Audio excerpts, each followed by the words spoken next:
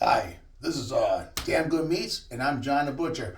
Today we're going to be working out a full rib roast, bone-in rib roast. We're going to pull the bone. We're going to make some boneless ribeye steaks out of these bad boys. So let's get chopping.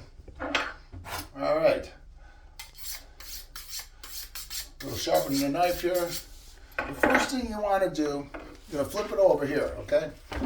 And these are the bones here, the back bones. Rib bones, and you're just gonna fillet a fish. If you know how to fillet a fish, you pretty much what it is. You're gonna ride the bone here. Just start it off here, all right, and just ride it down the bone, okay. And we're gonna just take that bone all the way down, and we're gonna come out. Do the same thing, twist it around the other side here. And ride the bone. Okay. Ride the bone nice and down. Just pop it right out. Then we're just going to keep riding it down nice and slow. Take your time. You don't want to go into the steak itself, the meat, because those are going to be your steaks. So you want to keep the meat on the steak, not on the bone. Going to have plenty of meat on these bones, and I'm going to show you what to do with the bones after I pull them off. Just take your time with it. Everything else is pretty quick after this.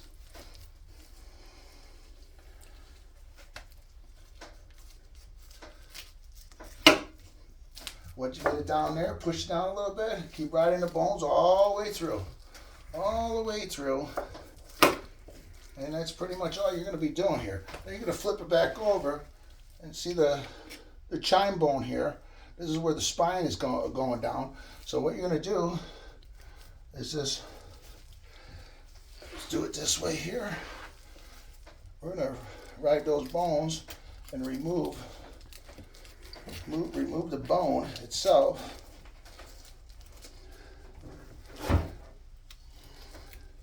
Sometimes you have a bone that's not chimed completely all the way through. And this is what we have on this one. And that's no big deal. I'll show you how to fix that. Right now, these are your bones. Those are your rib bones. That's a full slab. Let me get this out of the way. I'm going to show you how to knife them down. Talking about where I'm chiming them. All right. Here, you can always kind of clean up the heavy fat on the back of the bone. Now, depending on what you do with these, you could throw them on the grill. You could pretty much do anything. Throw them on the grill, spaghetti sauce, soup, a lot of things you could do with this. Makes a great beef broth or soup or spaghetti sauce. I normally just throw them on the grill, but you're gonna cut through the joint here. All right. Sometimes you might have to wiggle it a little bit. If it's not chimed completely through, hold the knife hard, give it a little hit, and boom, you're in there. It's going to knock them down right through the meat. Keep it evenly, eyeball it for halfway through. You want meat on both bones. That's pretty much all you're doing with those. You can stand them up, reverse the bone just like so. And that's pretty much all you're going to do with those. Beautiful ribs there. I like to season them up, throw them right on the grill and eat them just like that. You could bake them, I've done that too. Little on the greasy side. But anyhow, those are the bones. Right now you have a boneless piece here, boneless ribeye roast. Right here, you just got a little bit of silver skin. You could clean that off just a little bit because when you grill it, it's going to be a little chewy there. So you just want to clean it off a little bit. Not much. Just take that off just like so. You're all good. I'll take the rest off when I trim the steak if it needs to. Now, there's a lot of things you could do with these things. You can knock them down here. Now this is an order for a customer, and he's calling for just 1 inch 1.25 steaks. That's what I'm going to give them. But you could take this down here, knock off a piece there for a rib roast, prime rib. Beautiful piece of meat there. Or you could take this side. What I like to do, this is the first cut here. All right, this is called the eye, more the fattier piece. What I like to do, you face this off a little bit, okay? You try not to face too much. That's probably a little too much, but so you get the idea. The first steak, what I normally do, just so I don't have a door wedge. A door wedge is when you have a steak 1.25 inches and it goes down to like a 1/4 inch. That's a door wedge. When you throw it on the grill or bake it, you're going to have half the steak well done, the other half rare. You do not want that. That's the reason why I faced it a little bit. Help me out. But through the rib, if you notice, this is a little crooked here. Through the rib, I'm going to slowly but surely get that steak all the way down so I don't have a door wedge. First steak, this is going to be fat, really easy. Clean that off a little bit. And then you're going to take a little bigger steak here. You make a little bigger steak there. All right? Just like that. Okay, so you got a nice, that's not 1.5 inches, but it's a little over 1.25 inches. That side's a little higher. Give it a little push. And what you do is trim that down. Trim that down. This steak looks beautiful here. Give it a little trim there. That's pretty much all you're going to do with that, okay?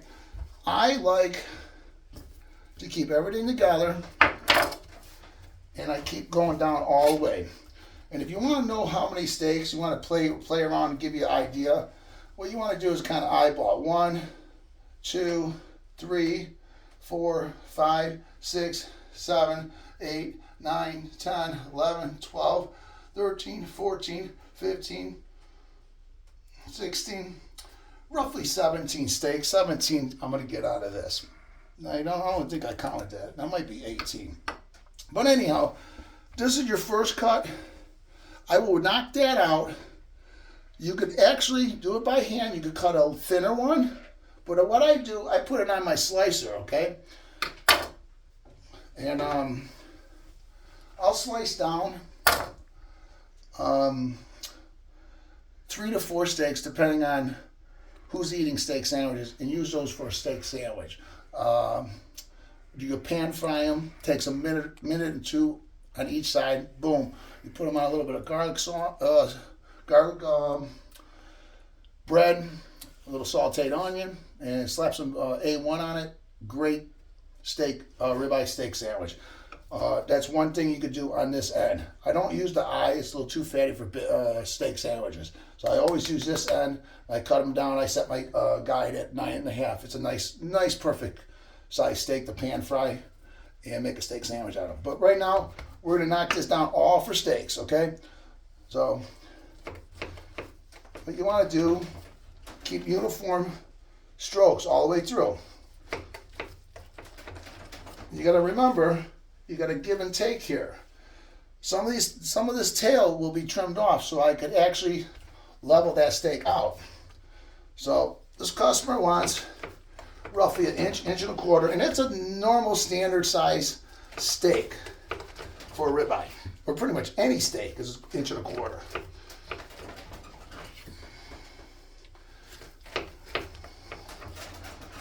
So you just work it all the way down.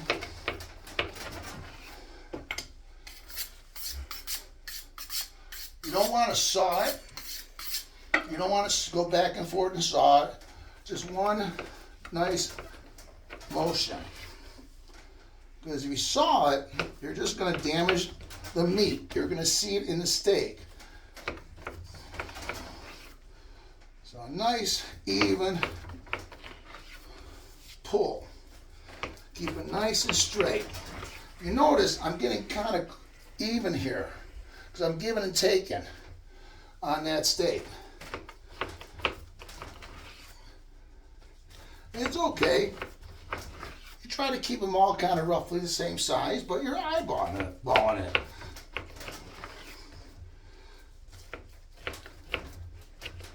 You get down here, you're going to have a couple extra thicker steaks. You know, if you wanted to eyeball it sooner, you could always eyeball it, but I've been doing it for a long time, so we're just going to take this down here. In the end, I'm going to show you the end. The end will sit nice and even. Very close to even. And to fix that, that's actually pretty damn perfect. So the next thing is, you got it all together here.